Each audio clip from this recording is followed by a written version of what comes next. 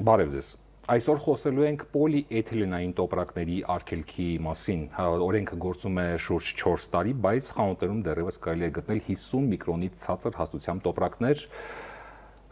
թե ինչու չի աշխատում օրենքը եւ ով է պատասխանատու վերահսկողության համար, զրուցելու ենք քաղաքապետարանի հասարակական կարգի պահպանության ծառայության պետի տեղակալ Վախթանգ Բարսեղյանի հետ։ Շնորհակալություն հրավերը ընդունելու համար։ Բարև ձեզ։ Եվ այսպես օրենքի ընդունումից շուրջ 4 տարի է անցել, ինչ է կատարվում դաշտում, խանութներում դեռ տեսնում ենք, որ վաճառվում են այդ տոպրակները, ինչու չի վերահսկվում։ Թե վերահսկվում է միգուցե լավ չի վերահսկվում։ Չէ, համաձայն չեմ ձեր կարծիքի հետ, որ չի վերահսկվում։ Նախ նշենք, որ ձեր կողմից բարձրացած հարցին կանարադառնամ հետևյալ եղանակով։ Երևան համայնքի կողմից հսկողություն իրականացում է ոչ միայն պոլիէթիլենային տոպրակների միջև 50 միկրո չթույլատրելու վաճառքի համար, այլ առևտրի եւ ծառայության մասին օրենքի համաձայն սահմանված են առևտրային օբյեկտների ներկայացող պարտադիր պահանջները, որի մեջ կնշեմ ապրանքների պիտանիության ժամկետներն, կառավարության կողմից սահմանված անհրաժեշտ ցուցանակները, օբյեկտների ըստ տեխնոլոգիական սարքավորումներով ապահովված լինելու հանգամանքը, այդ թվում ձեր կողմից նշված, որ հենց առևտրի եւ ծառայության մասին օրենքով սահմանված արգելքը մինչեւ 50 միկրո տոպրակների պոլիէթիլենային վաճառքը բացառությամբ սպեկտրը բավականին լայն է։ Բացառությամբ երկրորդ հումքից ստեղծված տոպրակների։ Նշեմ, որ նշված խնդիրը խստագույնս գտնվում է համայնքի հսկողության ներքո եւ Երևանի քաղաքապետի շուրջ 600 հսկողական հանձնարարագրերի հիման վրա իրականացվել են հսկողական աշխատանքներ, որի արդյունքում կազմվել են 200-ից ավելի արձանագրություններ թույլտված իրավախախտման փաստերի կապակցությամբ։ Եվ ներկայումս հսկողական աշխատանքները մշտապես կրում են շարունակական բնույթ եւ նման զանցանքների հայտնաբերման դեպքում կիրականացվի վարչահարություն, տեղում կազմեն արձանագրություններ, դա է համայնքի լծակը։ Այսինքն վաճառքը ինքը չի թույլատրում, սակայն դրա վերաբերյալ առաջացնում է իրավական հետևանք Վիվ օրենսգրքի համաձայն դա 158-րդ հոդվածի 12-րդ մասն է, տուգանքի չափը կազմում է նվազագույն աշխատավարձի 30-ապատիկից 100-ապատիկի չափով, իսկ նվազագույն աշխատավարձի միավորը 1000 դրամն է։ Դուք վիճակագրություն նշեցիք, որ այսքան խախտում է եղել, դա ինչ ժամանակահատվածի հատված է ընդգրկում։ 2000 տարի է թե 2025 թվականի ընթացքում։ Նշեցիք, որ լայն սպեկտր եք վերահսկում, ինչպես եք հասցնում, այսինքն աշխատողները բավարար են, քանակը բավարար է։ Եկա պայն հաշվի առնելով արկա խնդիրները, հերթապահություն է սահմանվում աղբավայրում,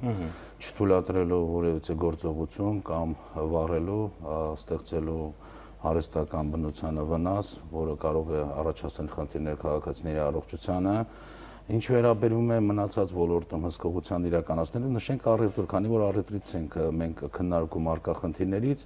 մենք հսկողություն ենք իրականացնում նաև առևտրային օբյեկտները ժամը 24:00-ից առանց թույլտվության իրականացնելու, բացառելու, լռության կանոնների խախտման դեպքերի բացառելու եւ արձանագրելու, եթե նմանատիպ դեպքեր կան, շրջիկ առևտրի նկատմամբ հսկողություն։ Ես դա հասկանում եմ,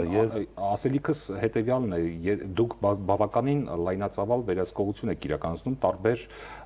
միջոցառումների շրջանակում։ Հիմա ցելոֆանե տոպրակների արգելքի վերահսկողությունը ինչպես եք հասցնում վերահսկել։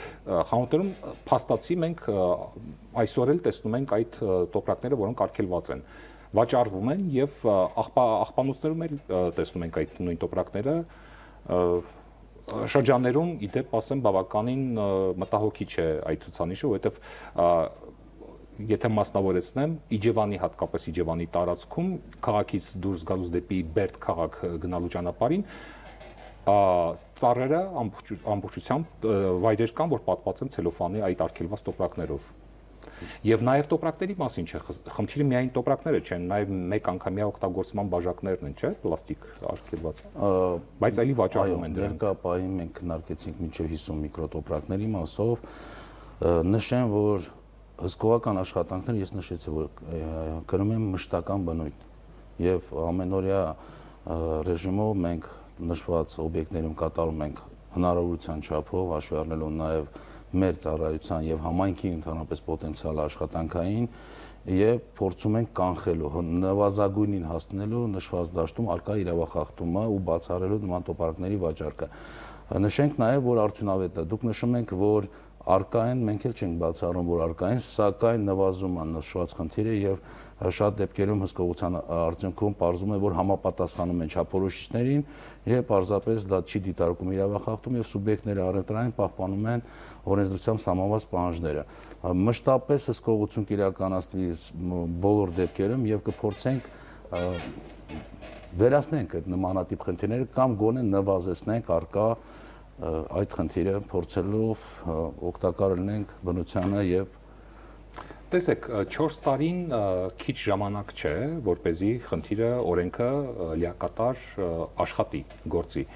Մենք 4 տարվա մեջ բաց թողում փաստորեն ունենք, կամ միգուցե չենք հասցնում, կամ երևի մեխանիզմներն են ավելի թույլ։ Միգուցե պետք է մեխանիզմները փոխել, նորացվեն, թարմացվեն։ Շատ լավ նշեմ, որ նշված լիազորությունը ծառայությանը փոխանցվել է վերջի տարվա ընթացքում, հաշվի առնելով Երևան համայնքում կատարված կառուցվածքային փոփոխությունները, ես կարող եմ միայն պատասխանել վերջի տարվա արդյունքներին, որոնք որ բավականին բարձր են, համեմատական եւ չեմ կարող նաև անդրադառնալ անցած 3 տարվա ընթացքում ինչ գործողություններ են իրականացվել, բայց վստահ եմ, որ նույնպես կատարվել են աշխատանքներ, որոնց վերաբերյալ եթե անհրաժեշտություն կա, կարող եք հարցնամիջոցով ստանալ տեղեկատվություն Երևան համայնքից նախորդ 3 տարիների ընթացքում կատարված արդյունքների նշված ոլորտում, քանի արձանագրություններ կազմվել եւ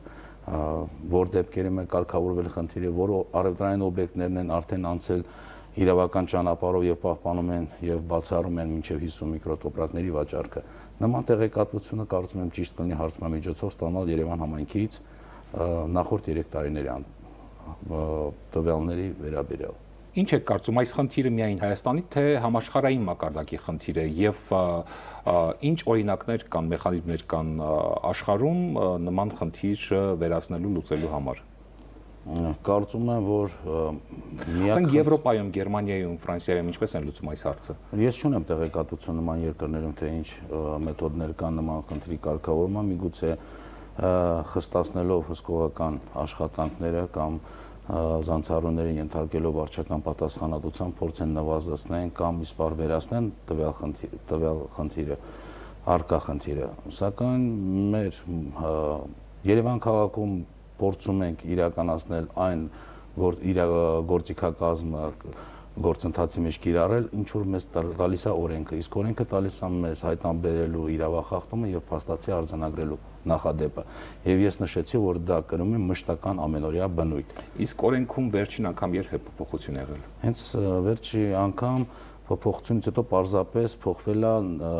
միայն կիրառվող տուգանքի չափը։ Խստացվել է։ Այո, ավելի խստացվել է։ Այդ միգուցե խստացնելով նաև ավելացնելով տուգանքի չափը տվյալ իրավախախտման զանցանքի դեպքում նույնպես դա կլինի պայքարի ձև նվազեցնելու եւ բացառելու տոպրակների վաճառքը։ Իսկ վերահսկողության մեխանիզմների մեջ փոփոխություն եղել է թե Չէ, վերահսկողության մեխանիզմների մեջ փոփոխություն չի եղել, ինքը հստակ սահմանված է առևտրի եւ ծառայության մասին օրենքի համաձայն համապատասխան հանձնարարագրի հիման վրա, որը տրվում է Երևանի քաղաքապետի կողմից, քաղաքապետարանի դեպքում, իսկ ընդհանրապես համայնքի ղեկավարի կողմից իրականացվում է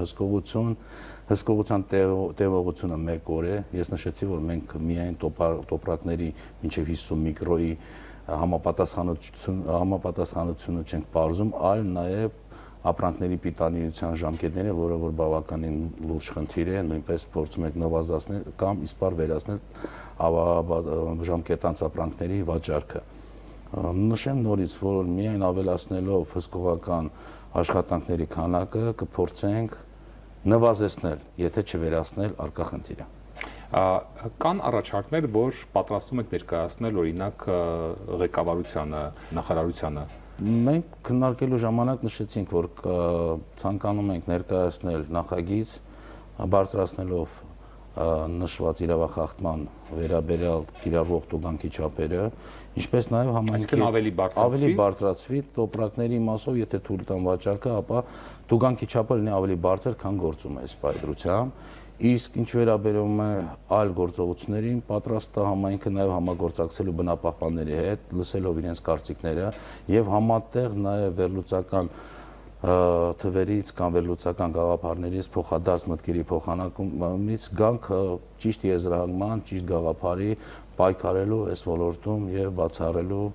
նշված տոպրակների վաճառքը։ Իսկ դու գանվում է տնտեսվարողը, թե արտադրողը։ Տնտեսվարողը։ Խանութում, ասենք, եթե վաճառում է խանութում են, խանութն է դու գանվում, թե արտադրողը, տոպրակ առևտրային սուբյեկտը, տնտեսվարող սուբյեկտը, ոչ թե խանութը, այլ առևտրային գործունեություն կազմակերպող սուբյեկտը, ընկերության տնօրենը, որը որ փաստացի իրականացնում է վաճառք, այլ ոչ թե արտադրողը։ Իսկ միգուցե պետք է նաև տույժ կիրառել արտադրողի նկատմամբ։ Ցանկալի է, կարելի է լրամշակել եւ անդրադառնալ նմանատիպ խնդրին, սակայն նշված ձեր կողմից բարձրացրած խնդրի կարգավորումը դուրս է մեր համայնքի լիազորության շրջանակներից։ Այս բանին համայնքը ունի անհրաժեշտ լիազորություն տուգանելու կամ վարչական պատասխանատվության ենթարկելու արտադրողին։ Եթե ամփոփենք մեր զրույցը,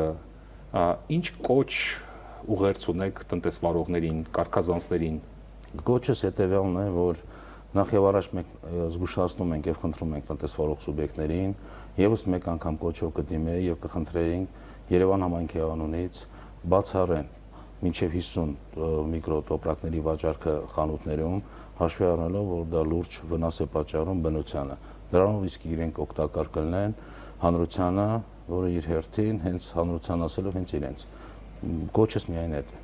Շնորհակալություն մեր հարցերին պատասխանելու համար։ Հիշեցնեմ, մենք խոսում էինք պոլիէթիլենային տոպրակների արգելքի մասին, զրուցում էինք քաղաքապետարանի հասարակական կարգի պահպանության ծառայության պետի տեղակալ Վախթանգ Բարսեղյանի հետ։ Տնտեսություն։